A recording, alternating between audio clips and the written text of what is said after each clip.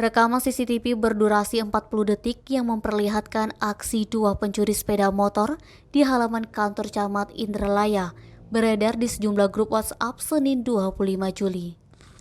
Sebelum melakukan aksinya, pelaku berboncengan dengan menggunakan motor Scoopy merah masuk ke halaman kantor camat dan melihat situasi. Merasa aman, pelaku langsung melancarkan aksinya membawa kabur sepeda motor Honda Beat warna putih BG 4493 JAM hanya dengan 10 detik. Camat Indralaya Lamsari membenarkan peristiwa tersebut dan menyerahkan sepenuhnya ke Polsek Indralaya. Rekaman CCTV sudah diserahkan ke Polsek Indralaya.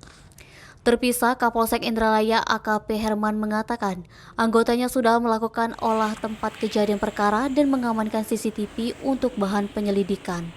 Saat ini pihaknya berusaha memburu pelaku dan mengungkap kasus tersebut. Eti, Sumeko TV melaporkan.